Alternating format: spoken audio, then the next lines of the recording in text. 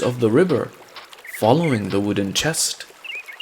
Allah subhanahu wa ta'ala guided the chest down the Nile River, and soon it floated into a small stream.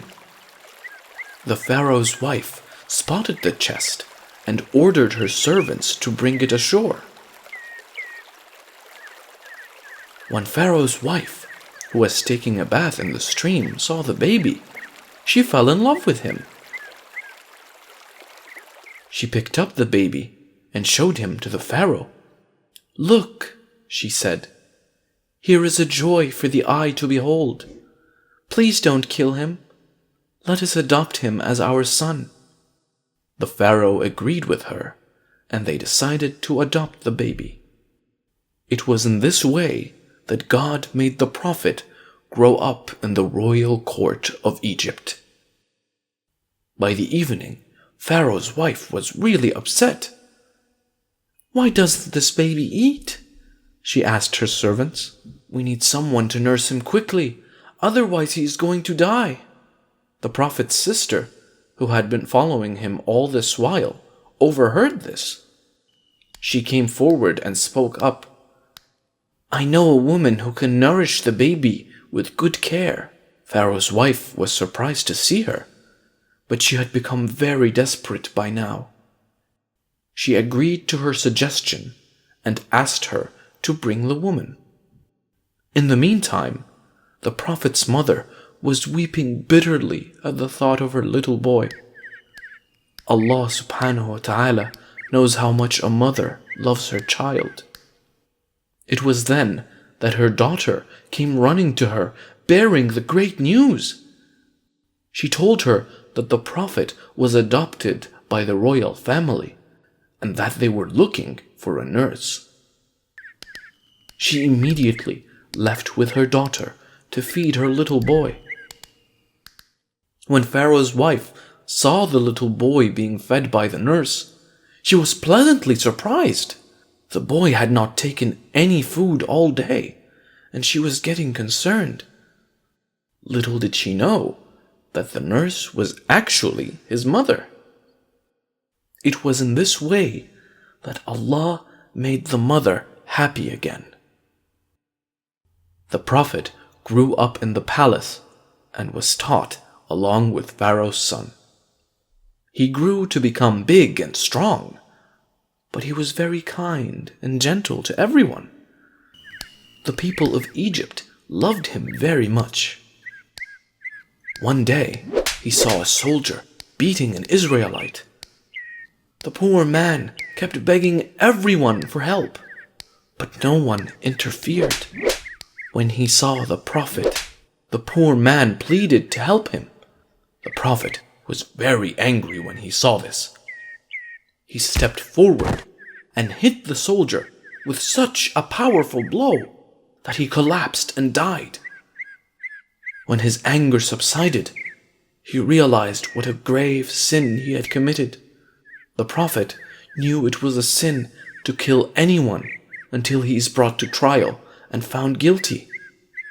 He knelt on the ground and prayed to Allah, "O my Lord, I have indeed wronged my soul.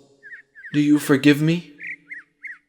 The Prophet then vowed never help those that sin and to be in Allah's service for the rest of his life. The next day, the Prophet was still shaken from what had happened the day before.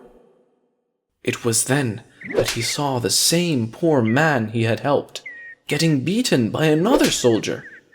The Prophet decided to help him again, but then the soldier said something that made him stop abruptly.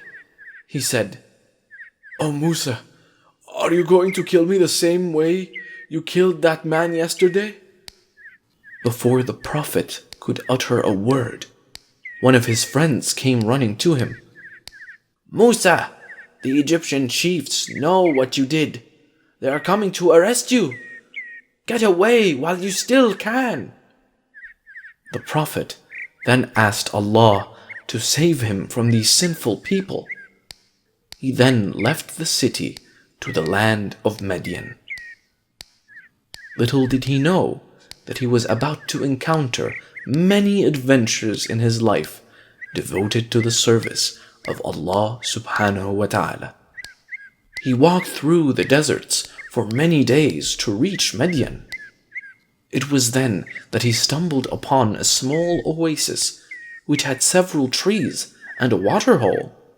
The sun was blazing hot, so he decided to get some rest. He saw some men who were letting their animals drink water from the waterhole. Behind them were two young women with a tiny flock of sheep waiting for their turn. After some time, he called out to the women, "What's wrong? Why don't you let your sheep drink water?"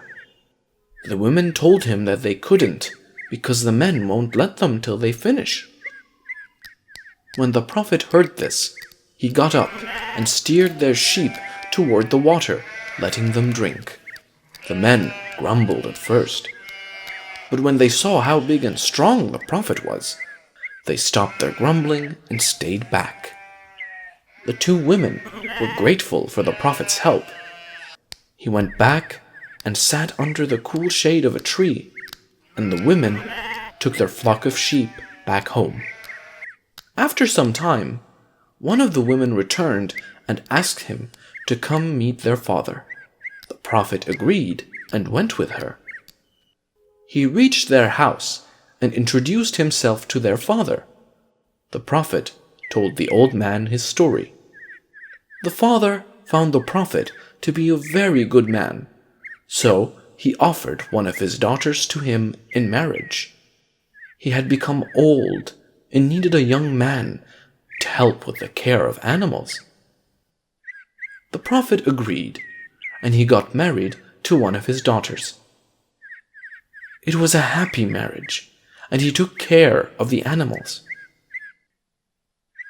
Many years had passed by now. Prophet Musa alayhi salam lived a life of content, and he had forgotten all his troubles in Egypt. He worked hard taking care of the animals in the farm. One day, the Prophet decided to go back to Egypt. He camped near Mount Sinai on his way back. It was really cold, so he decided to find some wood for making a fire. It was then that he saw a fire on top of the mountain.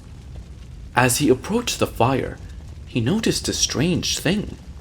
The fire was burning from a bush and didn't burn the bush up. It just stayed there, burning. It was then that he heard a voice.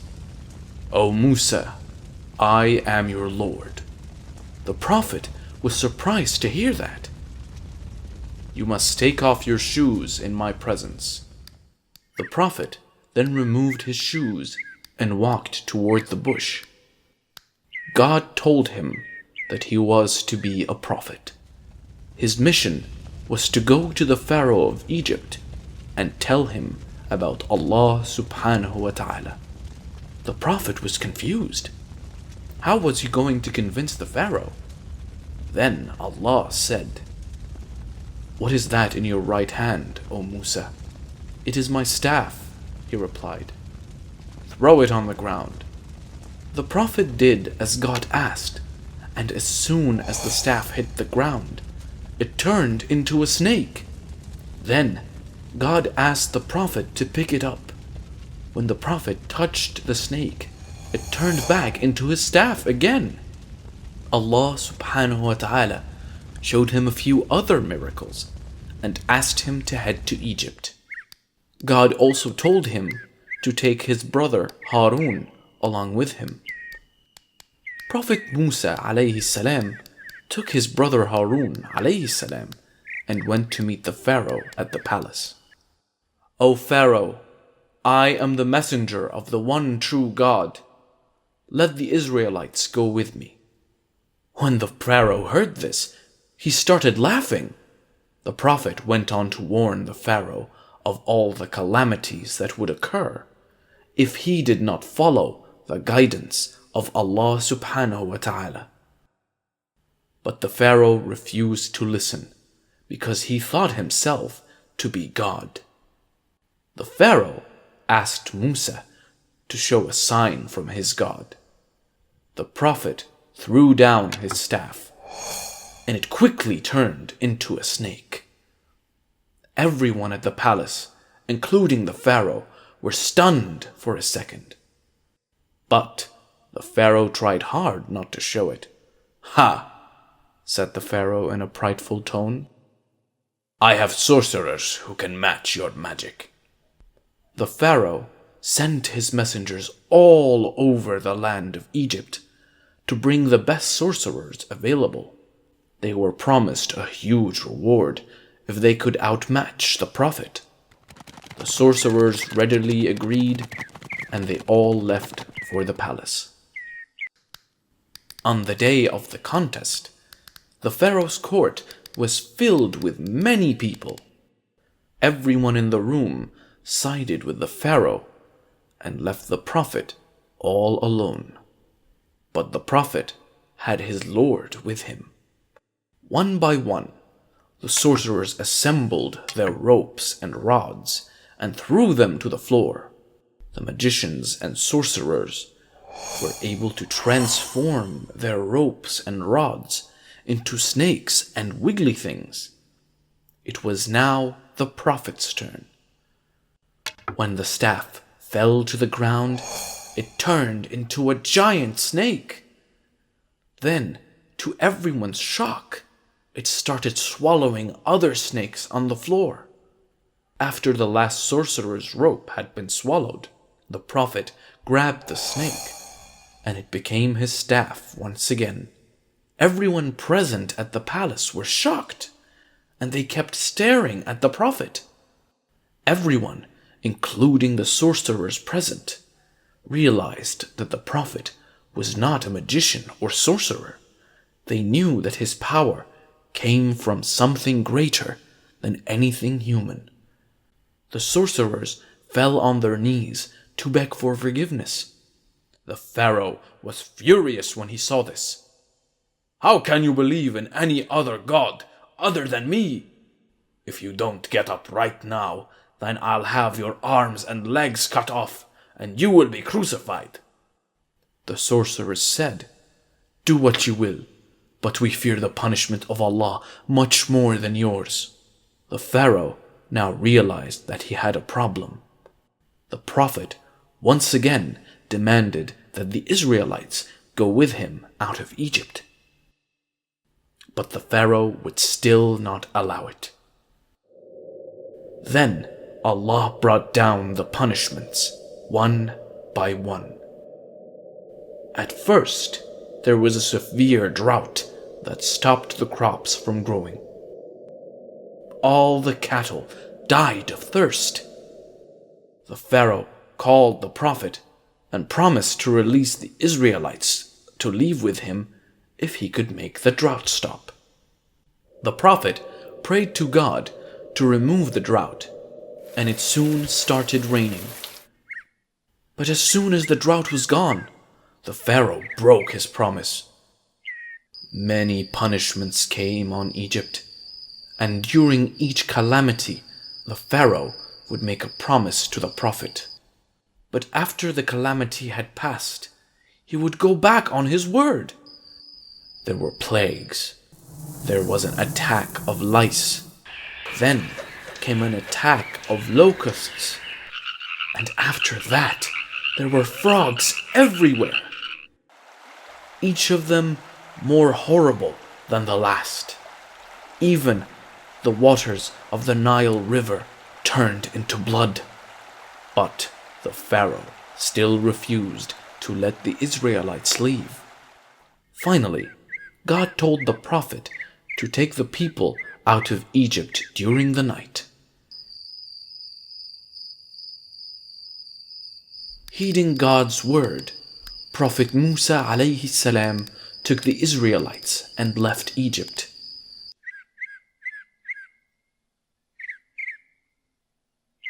At first, no one realized that the Israelites were gone. But soon, the news spread and Pharaoh came to know about this. The Pharaoh was now very angry. So he ordered all his forces to go and catch them before they went far. He joined them, and they all went searching for the Prophet. The Prophet had taken his followers as far as the Red Sea by now. When he looked back, he could see the Pharaoh and his army approaching them. It was then that Allah commanded him to strike the water with his staff. The Prophet obeyed and struck the water. Everyone was shocked when they saw what happened. The Red Sea miraculously parted and left a straight and narrow path. The Prophet asked his people to walk through the path and cross the Red Sea. He guided them through the path, and everyone reached the opposite shore safely. The Pharaoh was amazed at what was going on. But soon his ego overtook him. "Now we have got them," he shouted to his soldiers, and ordered them to take the narrow path to cross the Red Sea. The Prophet, who was standing at the opposite shore, could see the Pharaoh and his army fast approaching. All of a sudden, the mountains of water on each side of the narrow path came crashing down. The soldiers cried out, but the voices were cut off by the splash of water. The Prophet and his people were safe now. They were now headed to their promised land. In the last episode, we saw how Prophet Musa alayhi salam took his people across the Red Sea. They now began their journey to the promised land of Canaan.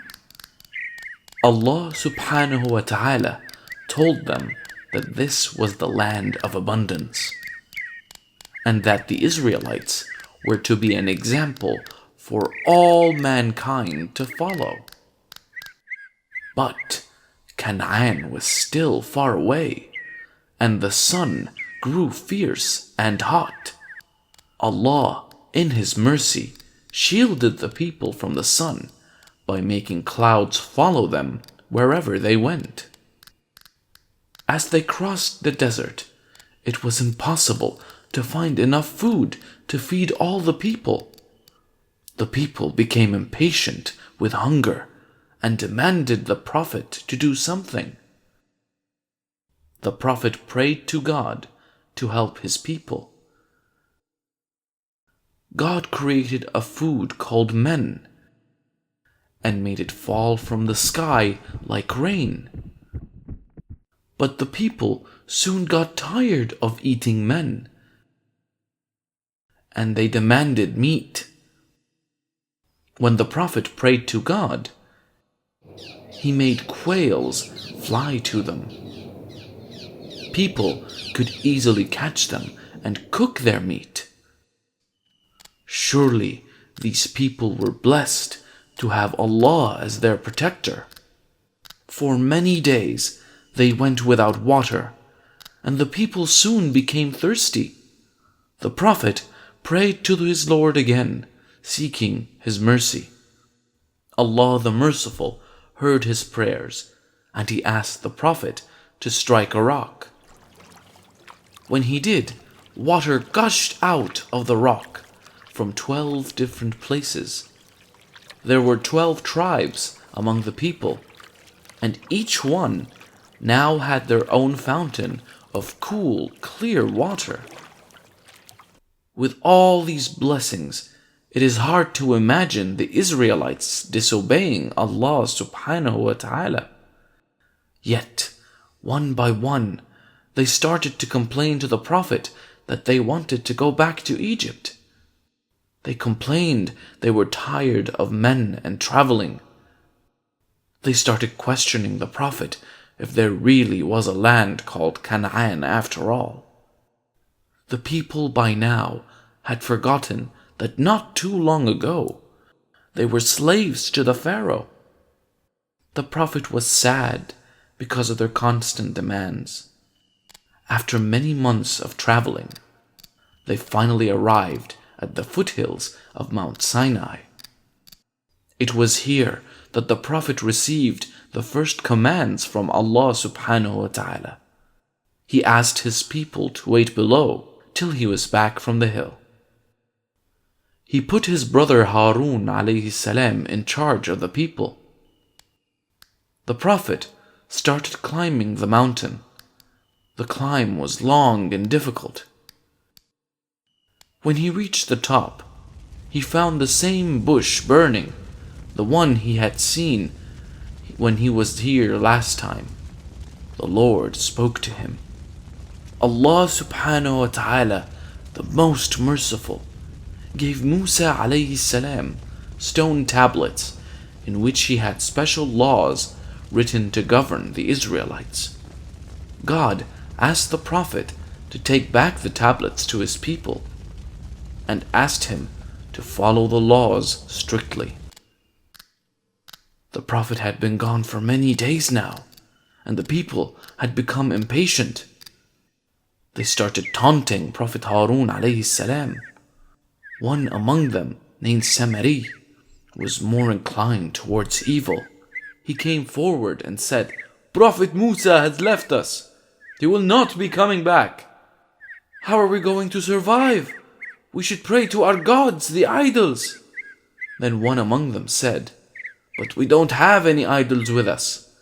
Then Samari smiled wickedly and said, "We will make one." Prophet Harun alayhi salam tried to warn them of the punishments if they started worshipping the idols again. But the people paid no heed and decided to go ahead with their plans. Samari took all the gold his people had with them. He melted the gold in a large bowl. Then they used this to make a big golden calf. They molded the calf so that it was hollow inside. So when the wind blew through the hollow calf, it made strange noises. The Israelites believed that this was their God, and they started worshipping the idol. When Prophet Musa alayhi salam returned after 40 days, he was quite taken aback by what he saw. He saw the men and women dancing and worshipping a golden statue. He was very angry and sad now. He threw the tablets on the ground in anger. He grabbed his brother by his hair and said, "Did I not tell you to watch the people in my absence?" His brother pleaded that he tried to stop them, but they didn't listen to him. They had even threatened to kill him. The Prophet let go of his brother and asked Allah for forgiveness for himself and Harun. Then Samari came forward and said, "I took a pinch of sand from your footstep, O Musa, and tossed it into the molten gods as it was shaped." Samari thought this would flatter him, but the Prophet became more angry and said to the Samari, "Get out of my sight, and from now on, whenever someone comes to you, you must say, 'Touch me not.'" That was his punishment in this life. But Allah had a greater punishment waiting for the Samari and his followers in the next life. The Prophet then destroyed the golden calf. He knew that God was going to punish them for worshipping the idol. So he chose 70 seniors from each tribe and ordered them, "Rush toward Allah and repent for what you did." He then climbed Mount Sinai with those 70 elders. Once they reached the top, the Prophet asked the elders to wait for him, and he walked ahead. There, he started communicating with God. The elders could hear Musa speaking with God, but they could not see him. The Prophet returned after some time, and the elders told him, "O Musa, we shall never believe in you until we see Allah ourselves." His stubborn demand was rewarded with punishing thunderbolts and an earthquake that killed all of them instantly. The Prophet was very sad now. He wondered what he would say to the children of the Israelites. Those 70 men were the best of the people. So he turned to God and prayed for forgiveness. Allah heard his prayers and raised the people back to life. In the end, many of the Israelites disobeyed all of Allah's commandments.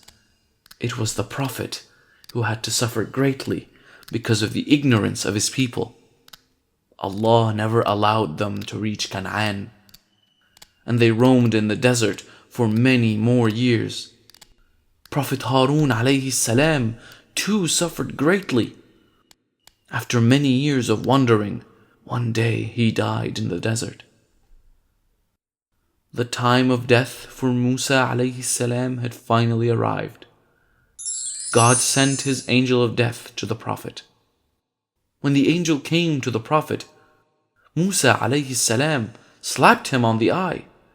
The angel returned to the Lord and said, "You sent me to a slave who didn't want to die." Then Allah said, "Return to him now. When you meet him, ask him to put his hand on the back of an ox. Tell him that for every hair that comes under his arm, he will be granted 1 year of life."